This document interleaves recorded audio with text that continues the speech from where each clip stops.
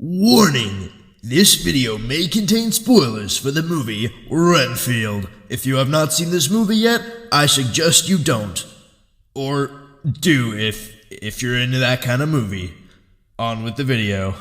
Well, hey there everybody, welcome back to another movie review. It's been a while and I'm here making this one about, well, you guessed it, Renfield. I was just talking about it. A little insight on this. This movie came out about 20 days ago, and I just had time to go and see it. Being the well-known astonished film critic that I am, I had very low expectations from seeing the trailer. I thought it was quite goofy, but I thought that it was trying to take itself seriously. But on a second thought, when I was actually watching the movie, I realized it was more of a dark comedy. At least it was trying to portray, in a sense. So in this review, I will be viewing it as the dark comedy that it is. So a little bit of background history on this movie, so no one feels left out of the dark here. Let's just talk about that. This movie's directed by Chris McKay. He kind of looks like he could be in the 7th season of The Walking Dead. Don't take that to heart, Chris McKay. He's known for directing The Tomorrow War, the Lego Batman movie, which was an absolute banger in 2017. The Lego movie he helped edit, and he directed Renfield, as we know. Anyways, this movie stars Nicholas Hoult as Renfield, and of course Nicolas Cage as Dracula. A, B, C, D, E, F, G, H, I, J, K, L, M, N, O, P, Q. And a little sidekick mention from Awkwafina, because I don't know, she's in every movie made in the past 3 years. And Ben Schwartz was sadly in this movie too.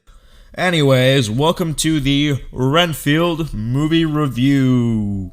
I'm going to be going ahead and working this down like a pros and cons list, and then of course I'll share some insight. But I just wanted to go over what I like about this movie and what I don't like so much about this movie.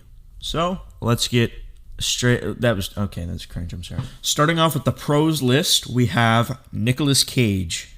And on the con side, we have Ben Schwartz. I'm just kidding. That's not the pros and cons list. I just wanted to write that down. Ben Schwartz is not a very good actor, and I could segue off of this by saying that there aren't that many good actors in this movie, but that's okay because it's supposed to be a comedy, so apparently it can just rip on itself with its poor writing and call itself funny. I thought that Meat Canyon had some fun insight on this. He said that Nicolas Cage is probably one of the last actors that if you see is going to be in a movie, you might actually go buy tickets for. Like a marketable actor, like he's his own property or something like that. I mean, it's like he's single-handedly selling tickets just by appearing in the film. I mean, Willy's Wonderland, no one would have watched that if Nicolas Cage wasn't in it. And the man didn't even say a damn word in that film. He didn't say a single word in Willy's Wonderland. But he had a lot to say in this film. So in that sense, I think that he was a fun part of the movie. He's a pretty good comedic actor, I'd say. He's also good at being dramatic, and he's very good at his ABCs. So I'd say on his part, he is a large part of the pros list. And the cons list would just be some poor writing decisions, some not very well timed lines. There were some scenes that didn't feel like they even lined up while being edited. The editing was very poorly done. The CGI was very, we'll just get into what I think about the CGI a little bit later here. In like a specific type of thing, because I'm being very generalistic here, I think that the casting for like the mob family type of villains in this movie was really poorly done. Like the casting is just terrible for that mob side.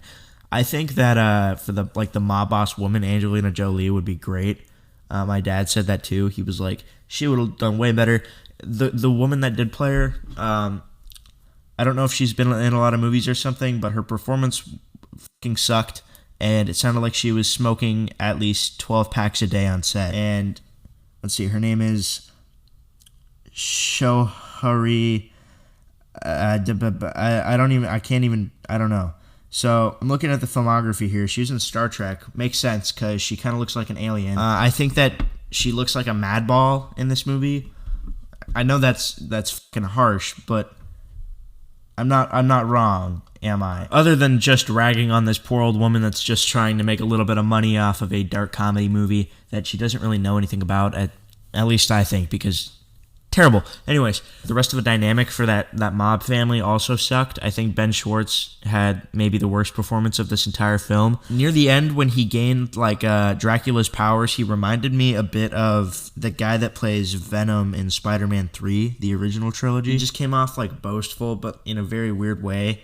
Like he has a crush on Dracula or something. I don't know. Performance, though. He came off as a fucking pussy the entire movie. I'm going to have to censor so much. I'm going to go over some things I like now because I'm being kind of overly negative on everything just because there is a lot of negativity surrounding this movie as of right now.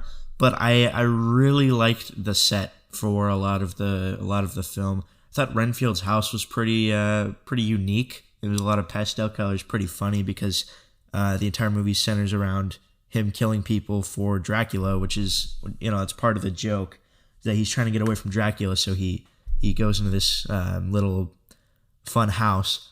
And I also like the underneath the subway building type of thing that Dracula lives in, like that throne room. It's pretty dope with the blood bags and everything. I thought that was pretty cool, funny actually, because all the blood, he needs blood and stuff. This movie had an underlying tone of being codependent and getting out of narcissistic relationships, which I don't think is wrong for it to do, but I also don't understand why a movie in this place would do that, because you could just make a movie about that, but why make it an underlying tone of a dark comedy about vampires and servants? I guess, it's doing what it was doing. It worked okay. I thought that the intervention scenes were pretty hilarious. At some points, it got repetitive, but most of the jokes landed pretty decently. And, I'd probably give this movie a 6 out of 10. It's not too terrible, but it's not where it could be. While I was watching it, I thought of so many other paths it could have took. So many other scenarios that it could have performed that would have made it so much better. But it's okay, because it's a movie in the end of the day. It's a Universal movie in the end of the day. And in the end of the day, I have to end this video shortly because my phone doesn't even allow me to download 5-minute videos, let alone a 7-minute and 11-second video. Okay, bye.